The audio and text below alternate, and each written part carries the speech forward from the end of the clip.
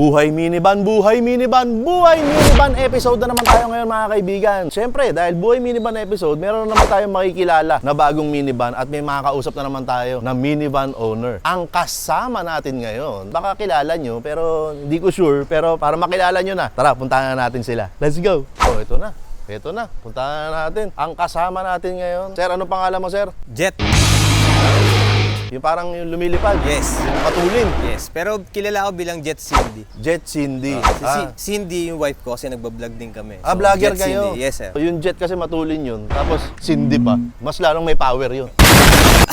Di ba, sir? Matulin na may Cindy. Oo, di ba? Kaya mas lalong may power. Eh, sir, pwede bang malaman kung bakit ganyan ang kulay at ba't may suot ka na ganyan? Ayun. So, ano siya? Angkas inspired. Angkas inspired. Ang project namin to ni Angkas. Original project nito, makapagbigay hanap buhay. So, papasok kami ng mga barangay. Ito yung magiging parang mobile office para sa mga biker na nag-i-inquire at naghahanap ng trabaho at gusto mag-angkas. So, nasasagot na agad yung mga question. At the same time, pwede sila makapagpasa ng requirements agad. Kumbaga, agad-agad pwedeng Yes. ma-process. Pero unahan ko lang po, guys, ang bidyong ito ay hindi po sponsored ng Angkas. Pero Angkas, baka naman, Angkas. Open tayo dyan, Angkas. Pero to, si Sir Jet nga, pwede bang malaman kung saan ka nagsimula? Paano mo unang nakilala ang minivan? Paano ka nagkahilig? Bigla na lang kasi naisip ko magpasa ng proposal. Simula nung nakita ko si Bukbok. Ah, talaga? So napanood ko kayo ni Boy First Time. Sabi ko, in order na mag-caught ka ng attention sa mga tao para magkaroon na rin ng dual purpose advertisement, kailangan mag-isip ka ng kakaiba. Sasakyang kakaiba. Kasi kung kukuha ka ng ordinaryo sasakyan like L300, di napapansinin yan. So eto kasi, every time na makikita ng tao, ang ganda. So nagkakaroon tayo ng mas maraming kaibigan, medyo napapatagal nga tayo pagka nagpa-park tayo kasi laging may kakwentuhan. Magkano yan? Saan mo nakuha? So ang ganda naman. So yun yung mga advantage nito. Nagbunga naman ng magandang resulta kasi hindi ko inaakala na ganito rin kaganda yung kalalabasan. So, ikaw ang nag-pitch ng idea na to sa Angkas? Yes. Nagustuhan nung may-ari yung concept, saka yung management yung concept kasi van siya with a purpose. So, hindi lang ba siya sa pinabili dahil wala lang. So, marami siya kasing paggagamitan. Yun yung importante, di ba? Lahat ng bibili natin, lahat ng gusto nating hawakan, kailangan may purpose. Hindi dahil gusto mo lang. At saka hindi dahil nandyan lang siya, di ba? Hindi pwede yun. Mas okay talaga pagka may purpose ang lahat ng bagay. May pangalan ba tong minivan mo na to? Si A. Ha? Si A. A. Ang pangalan niya A. A lang. Oo, A. A. Yung may-ari kasi mahilig sa A. At the same time, ang pangalan niya letter A lang talaga, as in Angkas. Sir, yung may-ari, di ba mahilig siya sa A? A. Sir George, mahilig din ako mag-A eh. Ayan. So ito na sir, since ikaw ang nag-pitch nito, ito bang look na to ay sa'yo din ang galing? Yes. Yung ibang mga accessories niyan, ako na bumili. Pero lahat ng pangangailangan niya regarding sa pagka may project, charity, or pakape. Kasi yun ang pinaka-purpose nito ngayon, magpakape. Sa mga bikers. Angkas rider. Hindi lang sa Angkas, pati sa lahat ng klaseng biker. Delivery rider, kahit anong kulay pa. Hindi kami namimiling magpakape. So ngayon ba, may kape ba rito ngayon? Meron, sir, meron. Gusto ko yan. Gusto ko yan. O, Sir Jet, ito bang si A ay anong unit? Anong mga basic specs na alam mo tungkol kay A? DA64W. So talagang pinili ko siya. Nakita ko siya nung hindi pa siya gawa eh. So yung nakita ko siya, parang kinurot na yung puso ko. Sabi ko, eto na yun.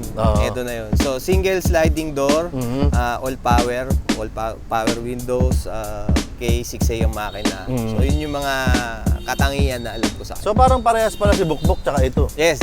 All-wheel drive ba to? 4x4. 4x2. Ayun yung kaibahan. Si Bukbok kasi all-wheel drive talaga yan. Pwede bang malaman sir kung anong kulay ang tawag dito sa kulay na to? Basta sinabi ko lang, ito yung kulay ng Angkas, kailangan lumabas ng kulay Angkas yan. So ito yung tinatawag na Angkas Blue. Angkas Blue. Angkas Blue ang tawag dito. Sir George, no? Sir George. Sir George, Angkas Blue ang tawag dito. Walang sky blue, walang baby blue. Angkas Blue ang tawag dyan.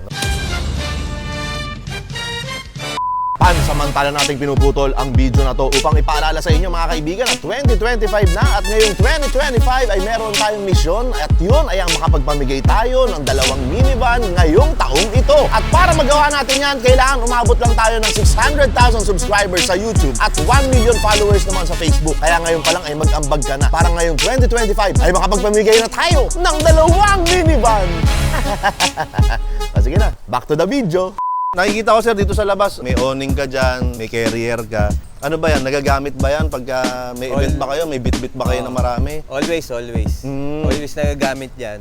Pagka kasi umulan, umaraw, at least nandun pa rin kami. So, mahirap kasi walang silungan eh. Totoo so, yun. bonus na lang yun, nagagamit ko siya pang camping. Pero kadalasan talaga for events. Sir, okay lang ba na tignan ko yung loob? Sige po. Okay, ito yung loob. Alam mong content creator yung may-ari dahil may Insta360, may 360 camera na nakasabit dun sa gitna. Kulay blue! Ay hindi, sorry. Angkas blue ang kulay ng ng manibela at ayun, medyo ganun din yung kulay ng upholstery. Maganda, original lang yung dashboard. Basic lang, original look lang din yung ceiling. Pwede ba buksan to, sir? Pwede po. Automatic sliding door. Ito lang ba yung automatic, sir? O pati yung kabila? Yan lang po. Ito lang yung side na ano. So ayan, DA64W, parehas na parehas ni Bokbok, pero syempre, ayan, nababalot siya ng angkas blue na mga kulay. Sir George, angkas blue. Ang ganda ng kulay. Sa totoo lang, ang ganda ng kulay. Hindi dahil nagpapapansin ako sa angkas pero ang ganda talaga ng kulay. Hindi ko rin inasahan na ganun kalalabasan ng kulay. Na para bang nangaakit sa mata ng tao. Oo. So, yun yung kinalabasan. Kasi ang dami ko naman nakita, sinubukan ko lang pagkumbinahin yung ganyang kulay. Dito naman tayo sa likod, sir. Teka lang, sir, huwag mo munang buksan. Ito, nakikita natin. Ang daming mga sticker dito. Jet Cindy. Ayan, Jet Cindy Vlogs. Meron siyang every wagon na emblem dito. Tapos may Japan. Siyempre, JDM #1. Sabi nga ni Idol Ramon Bautista. Buksan ko na to, sir. Sige po. Iyon, punong-puno ng mga kagamitan ang likod, mga kaibigan. Ayan, may mga rito, camping chair. Sir, yung sapatos mo, sir, ganun din. Blue rin. White and angkas blue. Sir George, saan mo pa nangagamit to? Sa mga bikers. Pagka kailangan ng bikers, halimbawa may emergency, may kailangan isaksak yung motor nila dyan, hindi makauwi. Pang-responde. May lingkod bayan na kasama. 'Di ba? Hindi lang siya basta ang ganda sa paningin, pero nakakapag public service. Yun nga kasi kahit na hindi angkas rider natutulungan ninyo. Binili siya talaga van with a purpose. Van with a purpose. Sir, kanina mo pa kinukwento na ang daming magandang ambag ni A sa buhay mo, sa buhay ng mga rider. Pero sa kabila ng lahat ng yon, hindi maaalis na maraming may ayaw sa minivan. Yung iba galit sa minivan kasi ayaw nila ng minivan ng walang dahilan, di ba? Tapos meron namang ilan na mga nagdadalawang isip kung kukuha ba sila o hindi ng minivan. Kung bibigyan kita ngayon, sir, ng pagkakataon, nakausapin yung mga nagdadalawang isip na yon o yung mga ayaw sa minivan. Anong gusto mo sabihin sa kanila, sir? Kausapin mo sila. Kasi sa mga ayaw sa minivan o kaya nagdadalawang isip ko muna minivan. Meron naman tayong tinatawag na panahon para mag-research. Meron kayong kakayahan para mag-research kung ang bibilin nyo ba worth it o hindi. Ako, pinag-aralan ko muna siya dahil isa siyang project van, hindi atin, kundi para sa kumpanya. So make sure na kailangan hindi tayo mapapayado sa kumpanya pagpapasa natin ng proposal. Na-approve siya. No? Since na ginagamit ko siya 4 months na, hindi pa ako napahiya sa lahat sa napuntahan ko. At the same time, napakatipid sa gasolina. At yung mga nagsasabing mahina ang aircon, magkakasipong ka, number 1 pa lang yung pinakamababang level pa yung aircon, may sipong ka na. Malamang yung mga may ayaw sa minivan, sinisipon na ngayon dahil umiiyak na. meron ako laging dalang tissue dyan para doon sa mga mahilig umiyak. Nabanggit mo kayo na content creator ka rin. Saan ka ba mapapanood? Please follow Jet Cindy Vlog sa Facebook.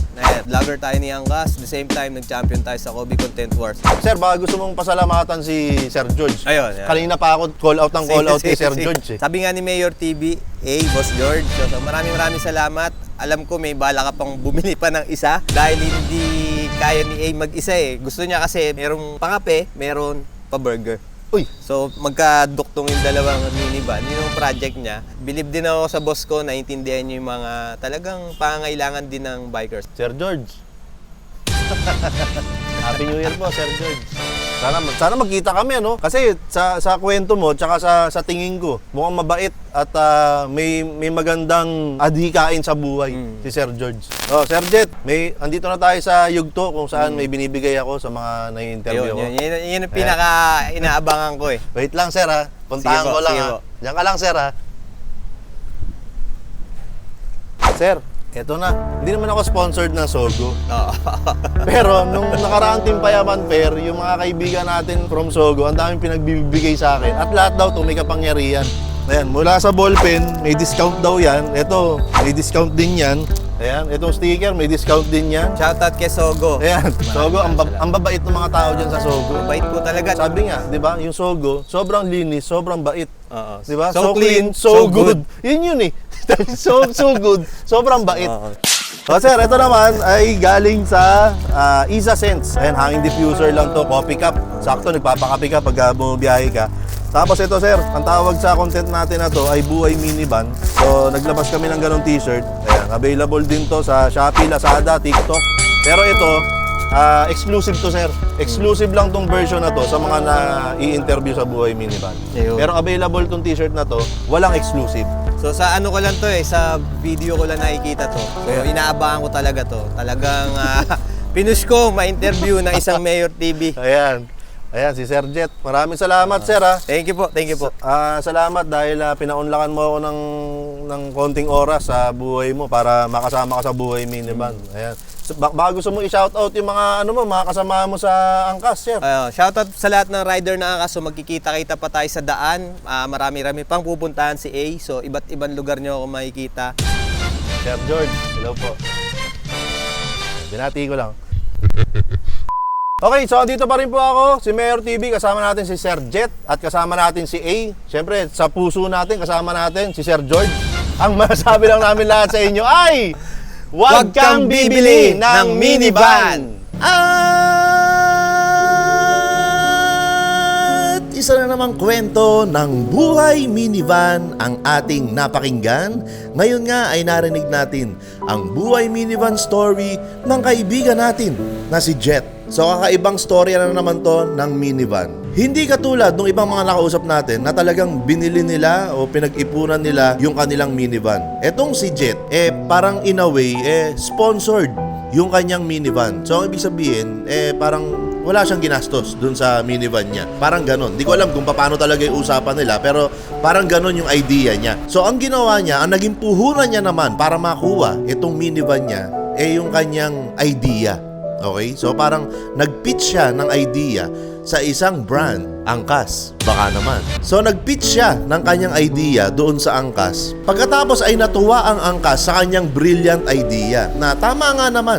Talaga namang agaw pansin, talaga namang lilingunin, talaga namang napaka-interesante pag nakita mo ang isang minivan. Kaya yun yung pinitch niya sa kanyang brand. At nagustuhan ng brand ang kanyang ideya. Kaya naman, eto na, ngayon ay umaandar na ang kanyang ideya para dun sa brand na yun. Na nagagamit nga raw nila para sa pagbibigay ng simpleng kasiyahan, no, sa mga rider. Yung simpleng pagbibigay ng kape o ng merienda. Tapos nagagamit din nila pagka sila may mga nire-rescue na mga nasiraan o may problema. At syempre bukod doon, nagagamit nga raw niya yun sa kanyang camping, sa paggawa niya ng content, sa pamamasyal ng kanyang pamilya. So kahit iba ang paraan ng pagkakakuha niya ng kanyang minivan, halos ganun din ang ambag ng minivan niya sa kanyang buhay. Lagi ko nga sinasabi, mga kaibigan, na wala yan sa tatak, wala yan sa presyo, wala yan sa forma, wala yan sa kung anong taon siya ginawa.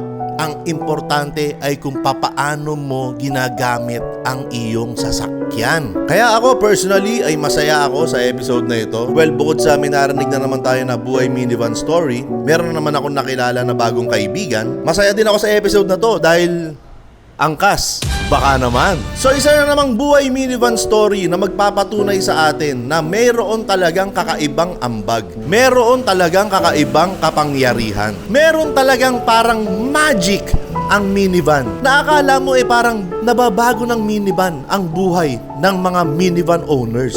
Kaya siguro dumarami na talaga ng dumarami ang mga merong minivan sa panahon ngayon, kahit dito sa Metro Manila. At kung isa ka sa mga minivan owners, kahit dito sa Metro Manila o kahit saan man panig ng Pilipinas, at gusto mong ma-feature sa Buhay Minivan, wala po kayo ibang dapat na gawin kundi mag-comment lamang sa video na to, o di kaya para mas mabilis, mag-message na kayo sa aking Facebook page para ma-schedule na natin kung paano, saan, kailan tayo magkikita para makapag-shoot ng Buhay Minivan episode na ikaw naman ang magkukwento. At kung gusto nyong magkaroon ng mga t-shirt kagaya ng suot ko, hindi ko alam kung meron pa nito, wala na yata ito, sold out na tong baka naman. Pero yung Buhay Minivan na t-shirt, available po yan sa Shopee, Lazada, TikTok, hanapin nyo lang po, aprobado.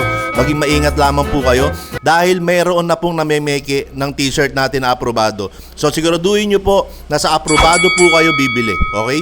Siguraduhin nyo po kasi sayang naman yung pera nyo kung peke, low quality yung klase ng t-shirt na mabibili ninyo. Tsaka huwag natin suportahan yung mga magnanakaw, guys. Yung mga ganyan, yung mga namemeke, mga magnanakaw yan. At syempre, lahat naman po ng aming mga paninda ay pwede nyo puntahan sa Iza Snack. Pwede kayong mag-walk-in doon. Lahat po ng paninda namin ay nandoon. Sana, pag pumunta kayo, nandun din ako para magkita-kita naman tayo. Located po kami sa Unit 11 Danding Building, CJ Santos, Malinta, Valenzuela City. Walk-in na po kayo dyan sa Iza Snack. Gusto ko palang i-shoutout ang aking kaibigan na si Yuli kasi siya yung kasama kong videographer nung nag-shoot kami ng Buhay Minivan episode na to na napanood ninyo. So this has been another episode of Buhay Minivan, mga kaibigan. Ako pa rin po si Mayor TV. Wala po akong kasamang videographer ngayon. Dito po ako sa harap ng bahay namin. Si Bukbok po ay nandoon sa garahe. At ang masasabi ko lamang po sa inyo ay huwag kang bibili ng minivan. Huwag, ha? Huwag kang bibili. To, paalala ko lang, yung mission natin ngayong 2025, ongoing pa rin yan. Pag na-reach natin yung 600k subscribers, mamimigay ako na isang minivan. Pag na-reach natin yung 1 million followers sa Facebook, mamimigay ako na isa pang minivan. So, posibleng 2 minivan ang may pamigay natin ngayong taong ito. So, mag-ambag ka na. Subscribe, like, and follow na, mga kaibigan. O, tara na. Outro mo na yan. CZ!